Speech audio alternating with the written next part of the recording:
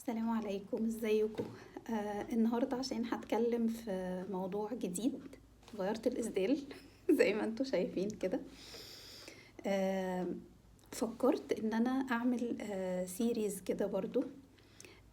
بتتكلم عن شخصيات مهمة في حياتنا، واللي كان متابع معايا التحدي ال30 يوم اللي عملناه على فيسبوك وعلى لينكد ان هيلاقي انه انا اتكلمت عن شخصيات معينة في التحدي ده، وحبيت انه اتكلم عليهم في فيديو غير ان هم كان مكتوب عنهم في التحدي، عشان يمكن الفيديو هيبقى فيه تفاصيل اكتر فيبقى الموضوع اوضح اكتر.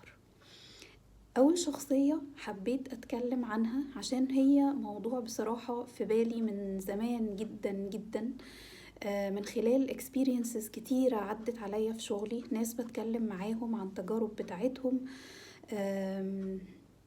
عايزة أتكلم عن الأم. موضوع كبير قوي، عمره ما هيتلم في حلقات حتى لو عملنا مليون حلقة، بس على قد ما اقدر.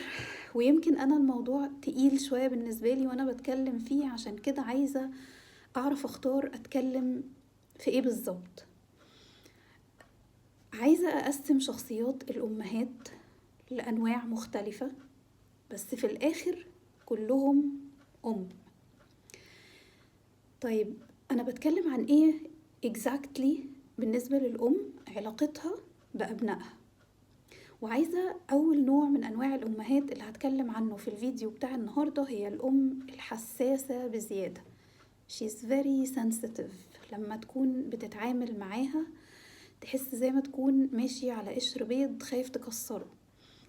أي كلمة بتقولها لازم بتبقى عامل حسابها وبتفكر فيها كتير قوي قبل ما تقولها، لأن هي مش عايزة أقول هي أعوذ بالله مش بتأول الكلام، يعني مش بتوديه في معنى تاني، لكن هي من كتر ما هي حساسة، فالكلمة اللي انت بتقولها وبتبقى قصدك بيها عادي او مش واخد بالك ان هي ممكن تأثر فيها تأثير سلبي، هي بتوصل لها بطريقة مش عايزة اقول خاطئة، بس بطريقة جارحة.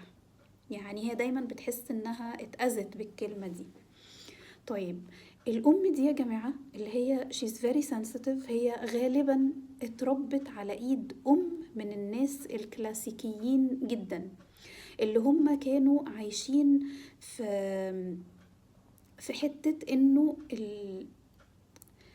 الراجل هو كل حاجة في البيت، كلمته هي اللي لازم تمشي حتى لو كلمة دي خاطئة، وحتى لو الكلمة دي بتجور على الولاد وبتجور حتى على الأهل والأقارب، هو برضو هو الراجل. هو عارفين يا جماعة زمن سي السيد كده.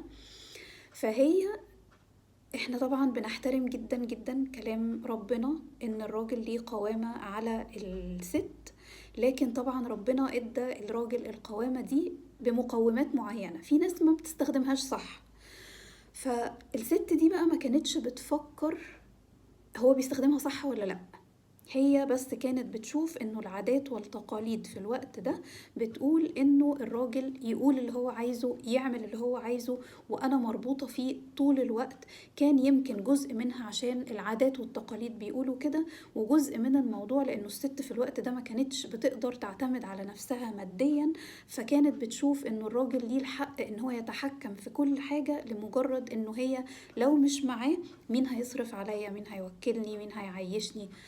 فالأم اللي احنا بنتكلم عنها دي يا جماعة، أنا مش عايزة أقول إن هي الست دي بعينها، لأ، هي بنت الست دي. يعني هي بنت الست دي، وبعدين بقت أمنا احنا بقى.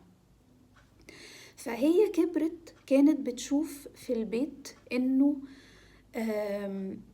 هي ساكتة على طول معظم الوقت، هي دايما مستقبلة للكلام، هي ما بتعرفش تعبر عن رأيها، ما بتعرفش تعترض، ما بتعرفش تقترح. هي اللي هو ان زي ايه، زي مطرح ما نحطها تتحط كده. هي دايما متفرجة، هي مش مشاركة، هي مستنية حد يقول لها اعملي كذا عشان تعمل كذا. طيب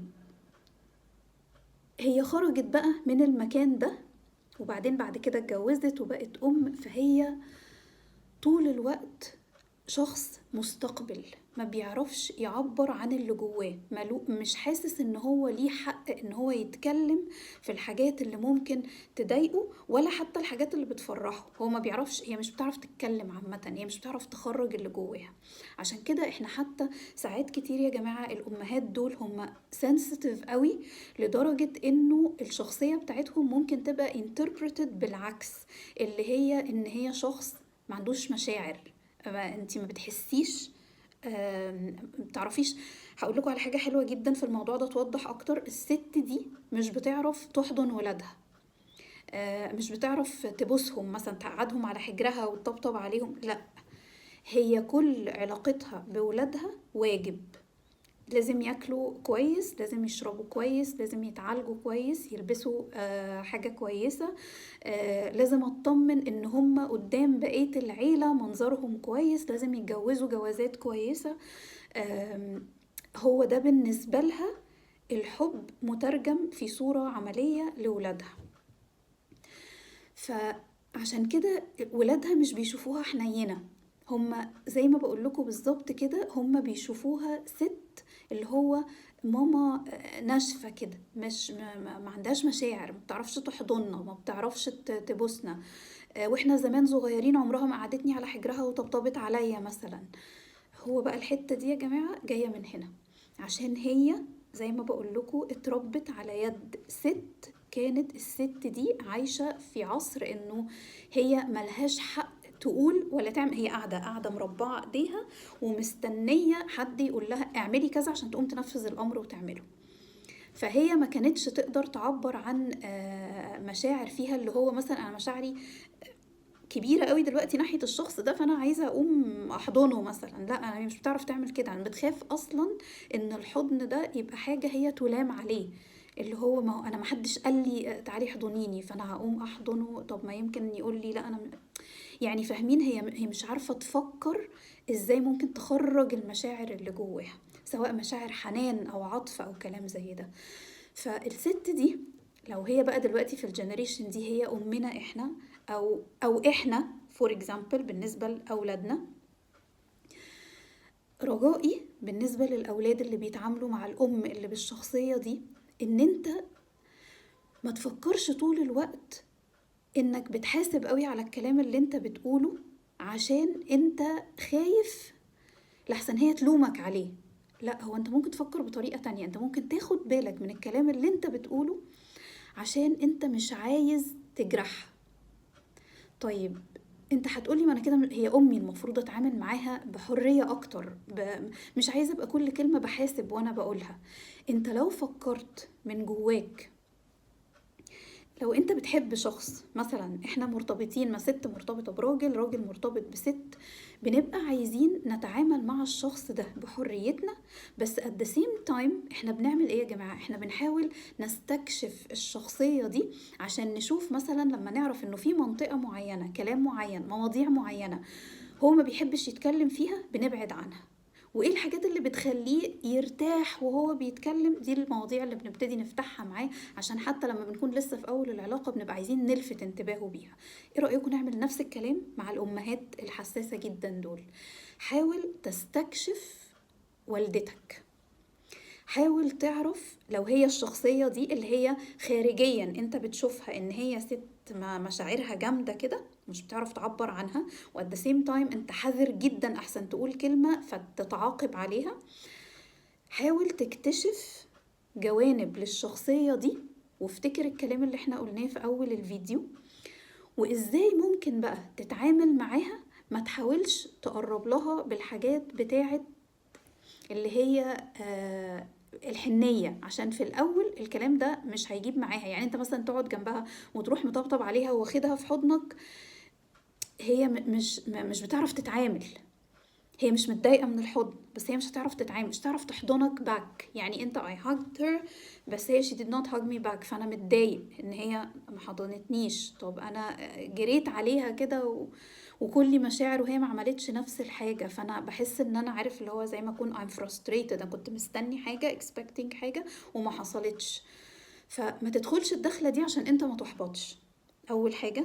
وتاني حاجة عشان ما توترهاش هي، هي مش بتعرف تتعامل. طب بس احنا جوانا بقى حنان عايزين نعبر عنه، ناخده بقى ايه واحدة واحدة. يعني ما تدخلش بحضن جامد قوي، ممكن لما تشوفها تسلم عليها بوس ايديها مثلا، لا ما تاخدهاش بحضن جامد، لكن ممكن ابوس ايديها. الحتة دي بيبقى فيه منها مشاعر فيها حنية بالنسبة لك انت، وات ذا سيم تايم فيه تقدير ليها هي. دي حاجة ممكن تلفت انتباهها هي، تخليها تفكر فيك اللي هو خد باله من حاجة جوايا، انا محتاجة تقدير بس مش عارفة اعبر عنه، مش عارفة اطلبه. فلما تشوفها مثلا هتبوس ايديها، هي الموضوع هيلمس معاها، بس متجريش عليها بالحضن. اوكي، مرة بقى في 2 في 3 ده اول تعامل، انا هبوس ايديها. طيب بعد كده لو انا مثلا عايز اقعد افتح معاها كلام في موضوع، اتكلم معاها عن الحاجات اللي هي عملتها في حياتها. هتلاقيها كلام بقى ايه، مش عايزة اقولك، مش بتبطل كلام في الموضوع ده. هتلاقيها مبسوطة انها بتتكلم عن حاجات هي عاشتها. ويمكن لو مرة واتنين وتلاتة انت حاولت تفتح معاها كلام في مواضيع تخصها هي مش تخصك انت، متصور الفرق؟ ما تتكلمش عن مشاكلك ومشاغلك انت في الحياة، والكلام ده ممكن احنا نتكلمه مع اصحابنا، مع اخواتنا، مع الناس القريبة مننا. طبعا امي المفروض تكون هي اقرب حد ليا وبيحس بيا اكتر حاجة، تمام ما اختلفناش. بس احنا بنعمل ليه الفيديو ده اصلا؟ عشان لو احنا بنتكلم على emotional intelligence، فانت محتاج تفهم مشاعر اللي قدامك. يعني احنا عايزين نشوف شخصية الام من وجهة نظر الايموشنال انتليجنس، فانا عايز افهم الشخصية الحساسة دي بتفكر ازاي، وايه المفتاح بتاعها، عشان لما اتكلم معاها بعد كده في الحاجات اللي تخصني انا، الحاجات اللي انا محتاج فيها مشاعر، اعرف الاقي ريسبونس. يعني اعرف الاقي حاجة انا مستنيها، انا متوقعها، فاعرف الاقي ده. لكن لو دخلت الدخله الجامده اللي كلها مشاعر دي من الاول، مش هتلاقي رد فعل، ورد الفعل يمكن يحبطك اكتر ما يرضيك.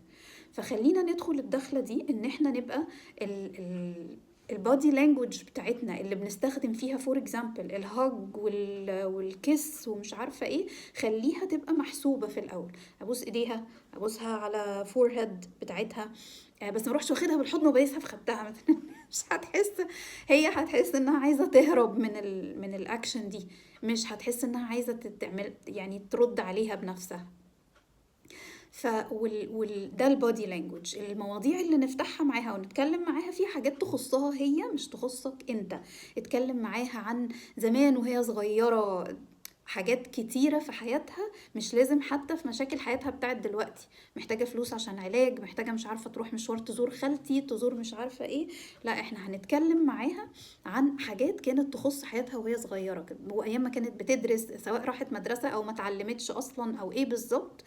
احنا عايزين نتكلم معاها في مواضيع تخليها تبتدي تتكلم واحدة واحدة. وانس هي ابتدت تتكلم معانا، البودي لانجوج بتاعتي هتتطور من انها تكون مثلا كيس اون هير هاند او على الفور-هيد، لان انا ممكن بعد كده احضنها حضن خفيف، بعد كده شوية في شوية هيبقى مشاعري بتترجم في الحضن فبتبان اكتر، ساعتها هي تبقى ريسبونسيف اكتر. دي الام اللي هي السنسيتيف.